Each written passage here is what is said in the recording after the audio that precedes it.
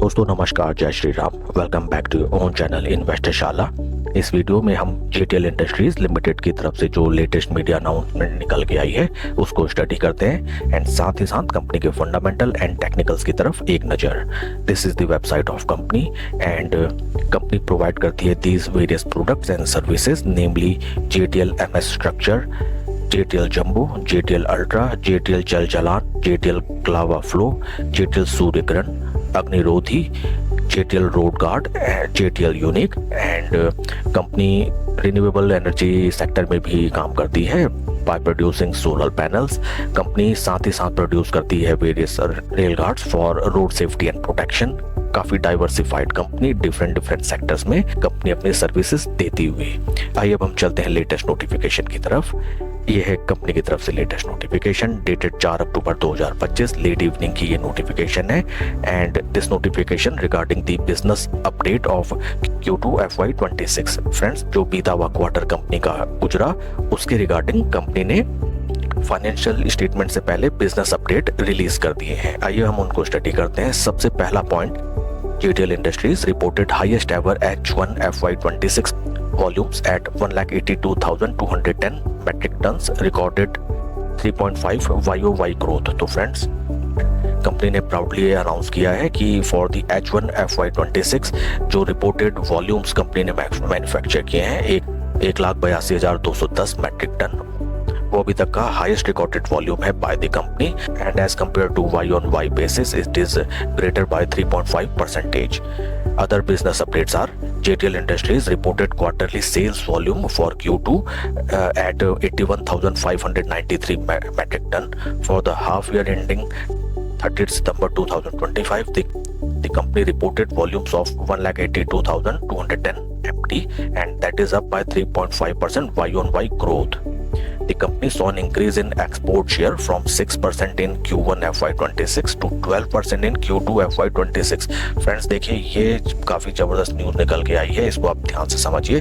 Company ने अपने पहले क्वार्टर में जो एक्सपोर्ट की फिगर्स रिपोर्ट की थी, first quarter means for the month of April May June, उसमें कंपनी की रिकॉर्डेड एक्सपोर्ट्स थी out of total sales around 6%, जो कि Q2 आपका रिप्रेजेंट करता है जुलाई अगस्त सितंबर का महीना, उसमें एक्सपोर्ट 6% से बढ़ के 12% हो गई हैं, तो ऑलमोस्ट डबल होती हुई हमें नजर आई हैं इन Q2 FY26। तो once again I will reiterate that company की जो हाफ ईयरली सेल्स है for FY26 that is up by 3.5% Y-on-Y and company के जो एक्सपोर्ट फिगर्स थे as compare to Q2 FY26 वो Q2 FY 2026 में ऑलमोस्ट डबल होते हुए नजर आए हैं। काफी बढ़िया न्यूज। आइए अब हम चलते हैं कुछ कंपनी के फंडामेंटल्स की तरफ। ये है कंपनी के fundamentals. Market cap is 2,811 crore, small cap company, share right now 33 के पी में अवेलेबल है, जबकि इंडस्ट्री का पी है अराउंड 35। तो P valuation wise stock industry P के नीचे ट्रेड कर रहा है, that is a good thing. If financials are okay then stock एक बढ़िया वैल्यूएशन में अवेलेबल है। बीते एक साल में 40% पैसा साफ एंड बीते 3 महीने में 8% पैसा साफ। बीते एक साल में जम के धुनाई हुई है इस स्टॉक में, ऐसी धुनाई पिटाई हुई है कि अगर आपने 10,000 रुपीज इस स्टॉक में लगाए होंगे तो आफ्टर 1 ईयर आपका केवल 6,000 रुपया बचा होगा। एक नजर कंपनी के शेयर होल्डिंग पैटर्न की तरफ। Promoter share holding is 48.91% over a period of time for 4 quarters there is no change. FIIs की शेयर होल्डिंग 4.86 से घट के नजर आई 4.44% एंड DIs की शेयर होल्डिंग 3.04% से बढ़ के 3.36% in June quarter 25। Number of retail share holders 86,000, तो almost there is no change at all. थोड़ा मोड़ा इसमें बदलाव है जो कि टोटली नेग्लिजिबल। आइए अब हम चलते हैं कंपनी के टेक्निकल चार्ट पैटर्न की तरफ। This is the technical chart pattern. काफी ब्यूटीफुल हमें एक रेक्टेंगल चैनल नजर आता है, कुछ इस तरीके से देखिए रेक्टेंगल चैनल, सपोर्ट रेजिस्टेंस। इसमें पहली रणनीति हो सकती है कि आप सपोर्ट में बाय कीजिए एंड रेजिस्टेंस या थोड़ा उसका नीचे राउंड लेवल बेसिस पे सेल कर दीजिए, और जब रेजिस्टेंस पे आता है या तो आप यहाँ पे शॉर्ट सेल कर सकते हैं फॉर इंट्राडे बेसिस, या फिर यहाँ से आप स्टॉक को अपने वॉच लिस्ट में रख सकते हैं, या तो स्टॉक थोड़ा टाइम स्पेंड करके ऊपर की तरफ निकलेगा और या फिर स्टॉक यहाँ से नीचे की तरफ आएगा and when stock is eight support, यहाँ पे आप स्लो एंड स्टडी अपनी पोजीशन बना सकते हैं जब भी यहाँ पे आप कोई रिवर्सल के साइन देखें। इस तरीके से अपना एक सेटअप मैनेज किया जाता है for earning profits. Moving averages को अगर हम देखें, राइट नाउ स्टॉक अपने 250, 20 तीनों मूविंग एवरेजेस के नीचे ट्रेड कर रहा है। तो right now stock still is in bearish momentum, but हमें 200 डे मूविंग एवरेज जो कि प्राइस लेवल्स हैं अराउंड 80 रुपये 25 पैसा, इसको हमें वॉच लिस्ट में रखना चाहिए। अगर स्टॉक देखिए कुछ इस तरीके से मैं ड्रॉ करके दिखाता हूँ।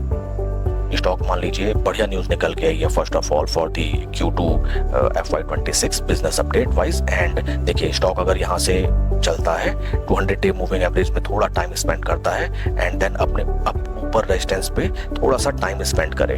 फ्रेंड्स, टाइम स्पेंड करना ज़्यादा जरूरी होता है क्योंकि उससे होता क्या, देखिए जिन्होंने भी यहाँ पोजीशन बनाई ऑलरेडी उनको अच्छा खासा यहाँ पे प्रॉफिट हुआ 7-8-10% का। यहाँ पे उन्होंने अपनी थोड़ी बहुत पोजीशन स्क्वायर ऑफ की, अपना प्रॉफिट बुक किया।